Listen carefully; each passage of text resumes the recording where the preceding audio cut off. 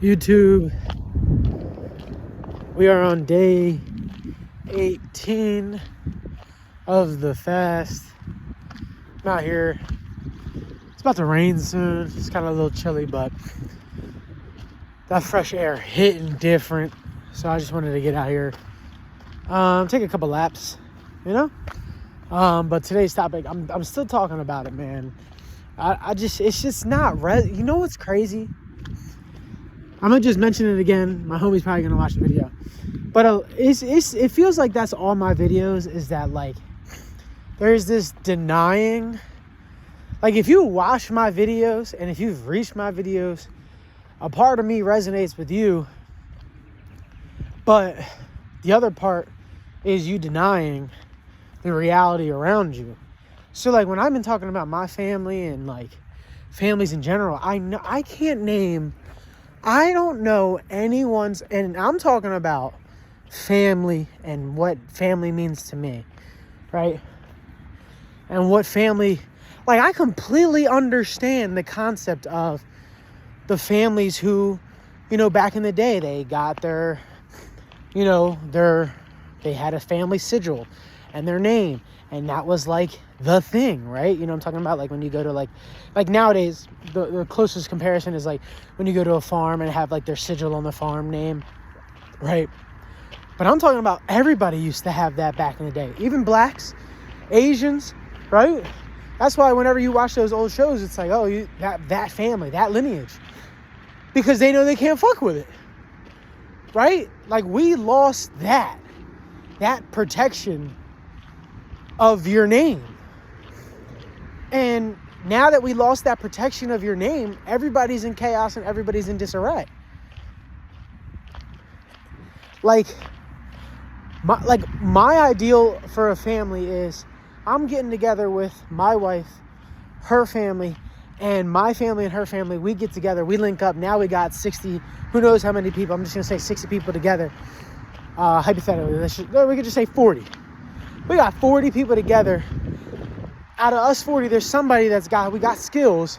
We link up, we do some skills where we all pitch in and we buy some land, right? I was looking at North Carolina. There was land, 17 acres for 17 acres or 14 acres for $14K, right? Or no, I'm capping. I think it was like 20K or something. 17 acres, like 20 some K. Okay, now take that same logic. You know, 17 acres, 40 people, you split that. We can all easily afford that. That's under $1,000 per person. That's like 500, not even a person, right? Boom, we get some land. Then how do we re-up that? Concepts such as, oh, we can host things here. We can clear some of the land and reach out to festivals and venues and be like, hey, we have 10 acres you guys can use for your festival if you guys want to have it here, right? Boom. We barely even have to charge. We could charge them cheaper than any other hosting event or any place like that, because it's straight profit for us. We don't got to pay nobody else. It's just straight to the pockets of us. And in that pocket, and then on top of that, prime example, hypothetically, in North Carolina, well, hey, listen, we got acres. We can host a farmer's market here every 2 weeks. We can host a Saturday, Sunday. We have a farmer's market. People can bring booths of things they want to sell, and we can do it right on our land. They just pay us directly. Now you're looked at as like a staple of the community. Oh, we need them to do X because they provide this service, right? Or like, be realistic. Like, I think people get defensive because you know what it is? A lot of people are waiting and hoping they have that level of relationship with their parents and with their cousins and their family and their aunt, but it's just not coming. If it hasn't already, it's not going to, and that's just the reality, right? You're waiting for the day where you and your mom and dad and your aunts can speak plainly. No hidden. You can't just like tell them half truths of situation. No, it's not coming. Because nobody can speak openly. If their parents weren't able, if my mom wasn't able to speak openly with her mom, then that came from her, her mom not being able to do that with her mom. So then you're not going to be able to, flip this chain And I think that concept doesn't come through to a lot of people, that you're just going to have to just start afresh, brand new. You're going to have to start over. And I think that's a lot of people don't want to deal with that consequences of just being like, I'm the one it starts and dies with. Like, you have all the power and all the responsibility. That's the conversation I have with my friend all the time. I'm like, man, everybody's waiting on you in your family. In a sense of, they're waiting on you to step into your power, but they also don't want you to, because they know when you do, you have the ability to either connect them or disconnect everybody.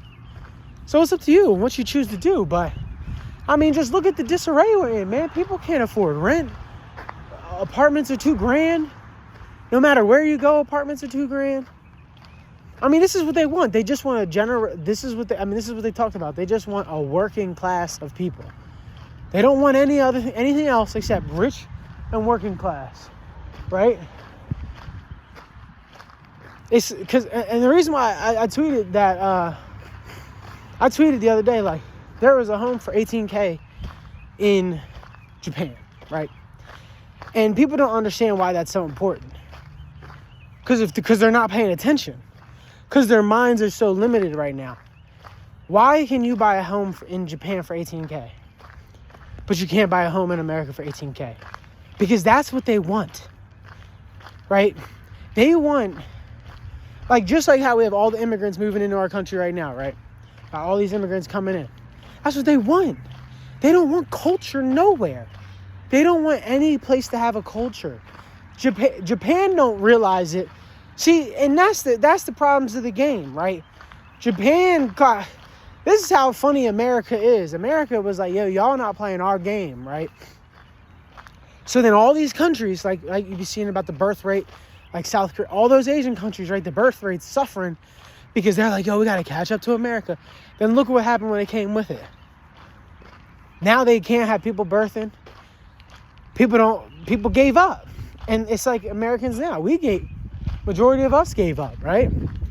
So then what happens is, it creates where these, not third world countries, but all these other immigrants and stuff, they're like, oh, there's money over there. That more money than what we're making, and we can potentially do something with it. I was even talking to this Vietnamese dude the other day, actually. I was talking to this Vietnamese dude. His family escaped. They came here after the war. And he's like, yeah, once I'm done here, we're probably going to just go back. We don't got that luxury. And I always say that over and over again. Immigrants, they can come over here and then just go back. They can stack up their bread and then just go back. Live like kings. We can't. But slowly watch. This is what's going to happen. And this is why the immigrant thing is such a big deal, because I bet you all the citizenship rules and things like that are going to change, because once Americans start leaving in droves, right? Oh, I can buy a home in Japan for $18,000. I'll go make it work in Japan for $18,000. Yeah, I'll be isolated, but I'm already isolated now. I don't got no family, right? I can buy that home for $18,000. All right, well, okay. If I don't have citizenship yet, let's say it takes me. I'm just giving you guys an idea. Let's say it takes me 5 years to get citizenship, but the home's $18,000, and I save up right now. Like, I'm saying hypothetically, right? I could buy that home. I could buy that home next year if it was still in the market, right? Buy that home next year. Still work and do all that stuff, fix it up, and then move over there. Citizenship wouldn't be a thing until, a couple years later, but it's like, yo, you could figure that out. You could figure out a way. I don't know. I'm just thinking out loud, because that's what they want. They want you to be able to move countries, and then you have no allegiance to anywhere, no ties to nowhere. That's why I'm saying. That's why I go back to that original idea of, like, imagine if you and your family and your friends, and that's why you got to start looking at your friends. Like, would you want your son or daughter to marry your friend's daughter or something? Because that's where we're gonna get to. Like, if you really want to start a community, you're gonna have to look and be like, Would I want my friends to marry into their family? You got to think about that stuff. We're at a point, man. I think just people aren't really. It feels so heavy that people are just pushing it off, and I get it, but you got to feel it. A lot of people are just intellectualizing everything, just talking their way through. And I mean, I know it seems like I am, but I'm not. I don't put a video out. There's times where I go on month breaks because I'm feeling everything through. I take a couple day break on a video or a week break because I got to feel everything out. I got to feel all my emotions. And then when the light bulb clicks on, like, oh, that's because of this and that because of that. Then once it clicks in, then I can come on here and be like, all right, man, this is what's going on. Like, but I just think we're just pushing it off because we're waiting for our families and we're waiting for our friends. And get this, you're going to be dead.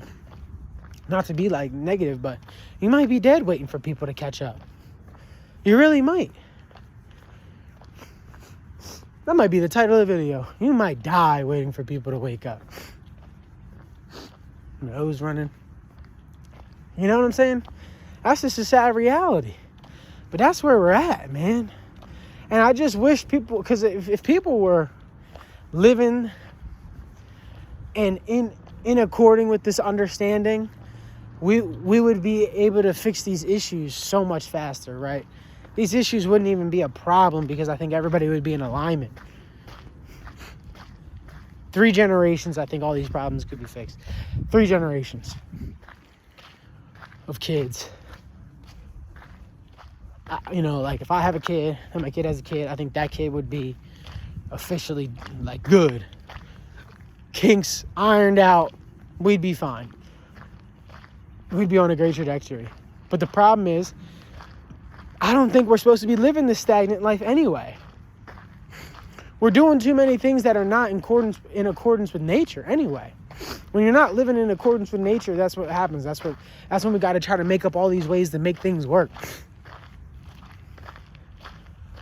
You know what I'm saying? We're going to work. Like, prime example. I don't think you're supposed to be, like, teaching is good. But I don't think what the way we do school is in accordance with nature. Right? I don't think kids should be separated from their parents 8 hours a day. I don't think parents should be at work for longer than 8 hours a day, right? Because, you know, driving there, driving back, food. So really, they're away from their kids damn near all day. Like, what impression does that set on them, right? And everything is in exchange. Everything is in exchange, right? You know, I thought I had in yesterday, right? I'm going to just tell a quick tidbit because that's all I got for the video. I don't want to rant too long. But I'm just thinking about this family, man, and the state of the world. Because look at what I have to do. Actually, I'm going back to it. Fuck, I'm about to go in for another minute. Look what I have to do. Our families were so irresponsible. Like, you should be angry that you have to be struggling to figure this out. Like, it's like, I keep seeing people like talk about, oh, it's if you're not married by 25, or if you didn't have sex by 25, or if you didn't marry kids by 30, like, you're a failure. Bro, you're irresponsible if you're doing that. Irresponsible. You should have a maturity level. You should have a full understanding of not only yourself, the world around you, and living in an understanding of, you know, breath work, fasting, accordance with everything before you even, I want to say even before you have sex. Because you can hang out with a girl, but the minute you have sex with her, then that relationship is there and you're fucking around. You shouldn't be doing that. You shouldn't be fucking around. You shouldn't be hurting anybody's feelings. But look what you have to do. Rent $2,000. You don't know how to figure it out. White people kind of figured it out in a sense of, like, I'm not gonna say all. I'm not gonna say all, but let's say like 50% of white people figured out that, like, oh, we got to pass these houses down, right, over time, because it's gonna get harder and harder, and our families need a place to live, or a base, right, a base of operations. Bro, black and brown, they got no home. They're all scrounging around, which then takes them apart from the collective, because they all got to focus on individual needs. If you already had a base to start, imagine if you had a base to start from, how much better life would be, right? I'm not saying, obviously, like, you know, we grew up with I'm talking about, but the whole fam. how much ahead you would be. But no, now you got to worry about, like my family, prime example, my family, right? When my grandma dies, they're probably going to sell the home. But they're not thinking how, yes, where she lives is country. But what if in 100 years, our great grandkids, that place is some super fancy, schmancy place, and that property is worth millions? We're not thinking like that. We're thinking about selling it now. It has acres on it. Acres, and they're going to sell it. But you know how useful that land could be? You know how awesome that would be to build a compound on? All the friends and family. Hey, y'all don't need to go nowhere, because you know why? You can just build a home on this land. No one was thinking, man, because you know what they was doing? What Taylor said, irresponsible with that nut. We're just fucking out of vanity or narcissism, out of vanity, insecurity. Don't leave me, or you're too sexy. We're both too sexy. Gotta have a kid out of this. And that's the only reason they bust a nut. Have sex, have a kid. No other purpose. Then everything else is scrambling. Now your whole family's been, and then that same trajectory, your whole family's been scrambling for every generation, just scrambling. And then here you are, scrambling. Trying to figure it out too. Now it got me looking at fucking moving. Oh, maybe I gotta start and go fucking move to Japan. Or move to fucking Vietnam. All because of the situation I've been dealt. And it's not just me, I'm speaking for everybody. Everybody's trying to have to figure this shit out. And don't get it twisted, I don't have a fear of money or a fear of lack of money. I'm not worried about money at all. It's not about the money. I don't give a shit about the money. I spend my money like I don't give a fuck. Never cared, because it's just always going to come back. And you always got to have that mentality like, man, I don't care about this money. I don't care about this money. I just dropped I had an unfortunate like $450 day yesterday. It is what it is. It was all stuff I needed to do. What am I going to do? Be mad and upset? Damn, I had to spend $450 yesterday. Man, that's just it. All right. And then I work and I get that money back. I exchange. It's not a good exchange to get the money, right? I'm exchanging my breath, right? Because if you think about it, right, I had to do the breath work in the morning when I drive to work, right, to get me through the day, right? So I do the breath work at 6 a.m. for like 30 minutes, right? And that breath work is only enough because the environment I'm in, the apathy is so strong, it feels like a barrier going against. The apathy is so strong that I sometimes have to redo like a 8-minute breath work at lunchtime. Because I'm like, God damn, that's draining me, because the stress and the impact from the environment makes me go back into shallow breathing. So I don't even recognize my breathing yet, right? So then, take some more breath work. Then by 120, so is it even a good exchange? I think people need to start looking at it like that. You're exchanging money for your breath and your awareness. Your breath is your awareness, right? So you're really exchanging. So if you do that every day, the lack of awareness every day, you're exchanging awareness every day. You should look at it like that. You're exchanging awareness every day. And that's why you go sleep. That's why you go bot mode. That's why you don't even pay attention to nothing anymore. You give up because you gave up all your breath.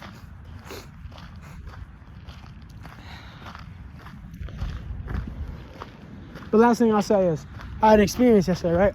I've been staring at my passport for days. For months.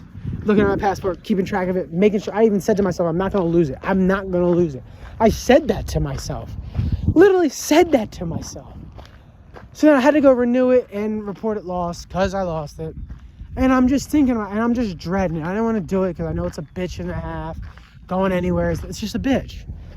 And I go, man, what is this experience for? Like, what is going to happen that I need to do this for, right? That's how I looked at the day. Go to CVS, get my picture taken, 5 minutes, no bullshit. So I left my house at 1 o'clock. Get to the CVS around like 1:25. Leave there 1:30. Go to the post office. It said they had walk-ins. I said, let me get there early. No walk-ins because short staff, right? So I say, well, I didn't even get upset. I was like, well, I'm here. I might as well ask a question. Hey, do I have all the right forms? And the lady goes, I don't know. Let me ask the lady in the back. She comes up, oh, yeah, you need these forms, blah, blah, blah, schedule an appointment. And I was like, while she's walking away, I'm like, hey, maybe I can sneak in real quick. Hey, when's your next appointment? I have all my paperwork, birth certificate, passport, everything. She's like, you have everything? And I was like, yeah. Turn the corner, an appointment walks in for 2 o'clock. It's like 1:50. She's like, can you guys just move to the side real quick? She takes me ahead of the appointment. And I'm like, damn. And I was like, yo, no good deed goes unpunished, right? I said, what do you want for lunch, right? I went to Wawa, got her like 2 gift cards, right? Because I'm like, I in that moment, I realized, and then I even dropped off my dry cleaning all before 2 o'clock. All before 2 o'clock. I said, oh, I needed this experience because I needed confirmation. This is what I needed to do. Like, I needed to take this trip I'm going on this summer. And I think I needed that confirmation for myself. So that good luck, that nonstop good luck. That's why I said to that lady, if that's what I'm coming in to this journey with, if this confirmation, well, I need to repay that. No good deed goes unpunished. You know what I mean? I just say that because we just need to, I think you need to look at situations like that. What am I about to learn from this? What's about to happen? And kind of like 3D it. Like, look at it happening to you. I always say this, like, look at it happening to you, right? Oh, this all worked out quick. Like, oh, that means I'm maybe I'm doing something right. I need to keep that up. But, be thankful, be grateful, Just stop. Don't take things too personal, Like right then and there, I could have turned around. Like, prime example. It said short-staffed, no walk-ins. I could have just turned around and said, you know what? All right. That's it. But I just pressed my luck. But this is day 18 of the fast. I haven't taken a sip of anything yet. I've been trying. It's hard. When I'm at school, some days I can not take a sip until like noon. But some days I'm thirsty as hell just dealing with that energy, Because you're in it. Hold on, going back to that last thing I'll say is that when you're forcing that energy and you get shallow of breath, since you're feeling that stress and that trauma from everybody else, your body has to overcompensate, so it's working harder to battle that. Because people don't think that metaphysical energy is real, or that spiritual energy is real. So then you're thirsty and you're tired, so your body's like, hey, you need something to drink. So then that's what happens. I drink early. I'll try to hold it off until like 10 though. But I'm done this video. I'm about to go drink some coconut water. I'm on spring break. I'm about to just relax. I got everything done. I'm about to relax. All right. I hope everybody has a great day. It is Thursday, March 28th. Everybody have a good day.